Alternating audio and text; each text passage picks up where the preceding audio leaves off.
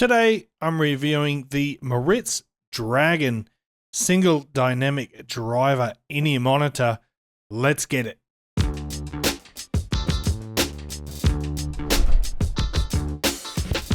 What's cracking, audio fans? It's David here from Prime Audio Reviews. Check out this lovely box for the Moritz Dragon. It's really nice.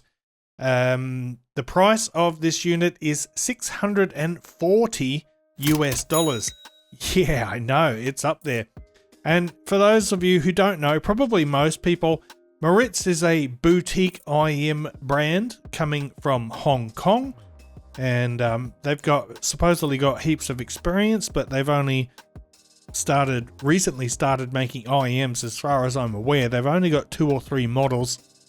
Anyway, this is the Dragon. So we've got a single dynamic driver. It's a customized beryllium plated ultra thin diaphragm dynamic driver. But anyway, that's the box, which is very large but very lovely.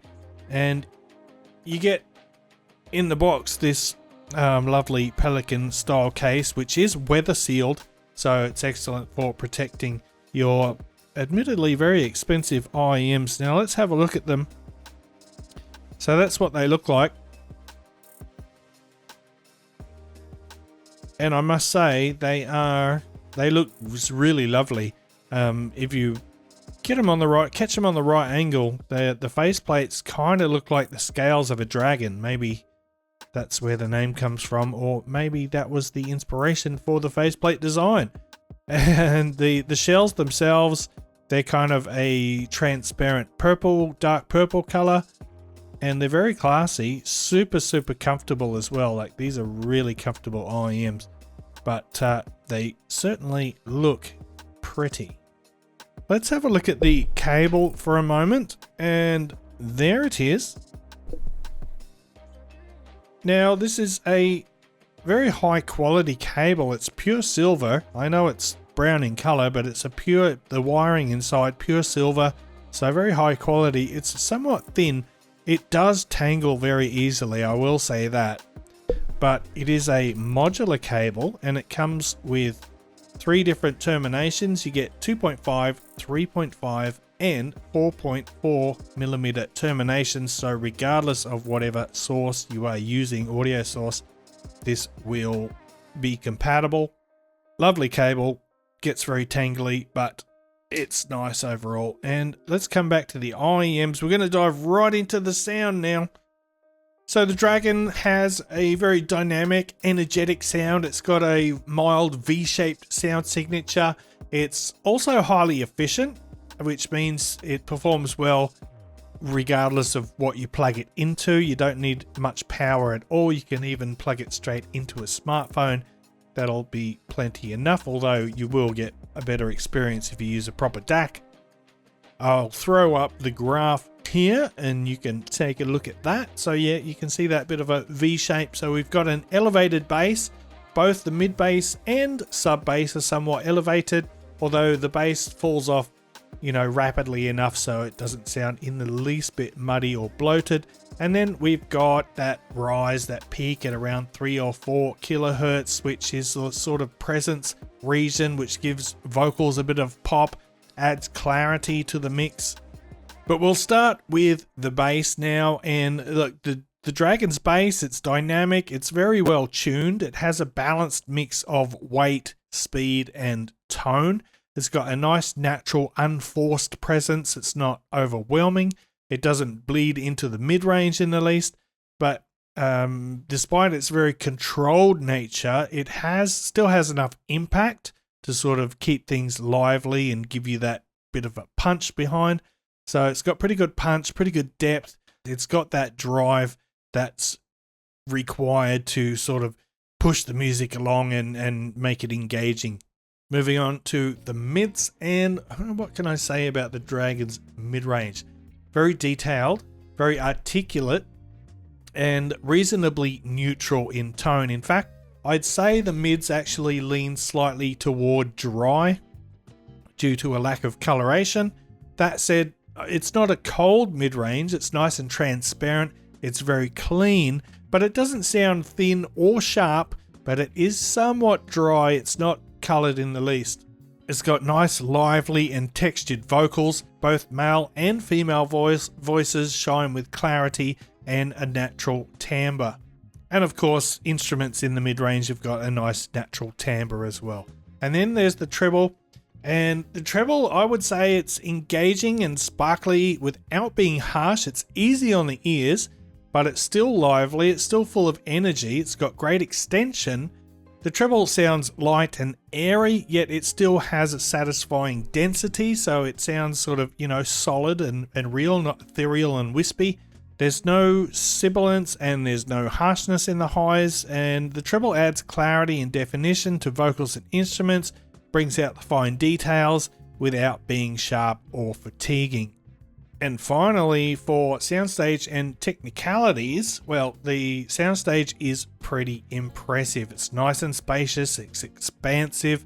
The central image is nice and stable, so again, we've got pretty good note density there. The stage positioning feels neutral, which allows for a natural sense of space. You're neither too far or too away from the stage.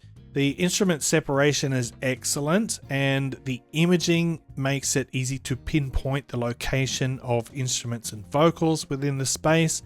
Vocals are placed at the front of the stage, and they maintain a comfortable distance. They're not too up in your face or anything, so you got a nice, well-balanced and immersive impression from the stage itself. Now, I've got a couple of comparisons today, and we're going to start off with the IO Val. And yes, I know I was saying it wrong when I reviewed this. I was saying it like an Australian. This is the IO Val, mate. It's actually the Valale. Somebody told me that in the comments. And this one is coming in slightly cheaper. It's $599 US. Still expensive, I know, but it's less than the Dragon. The shells, as you can see there, are significantly larger. I do find them very comfortable though, but in terms of sound, both of these have outstanding audio quality.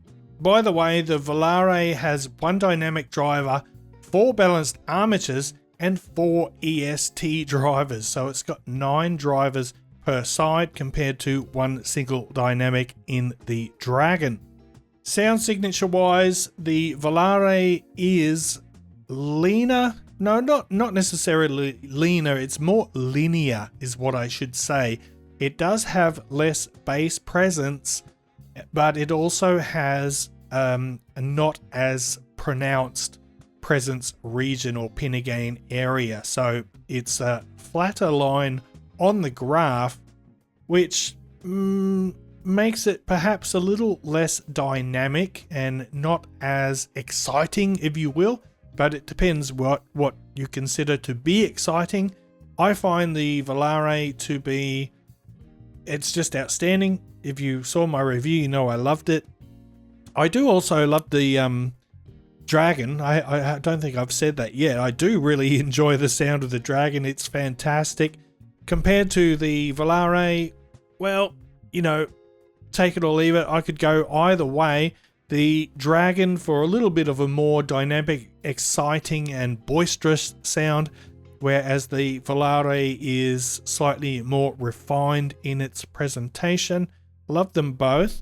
Let's bring in the next one, which many people should be familiar with, or at least the brand. This is the FiiO FH19, and this is also priced at $599, which is again a little less than the Moritz Dragon.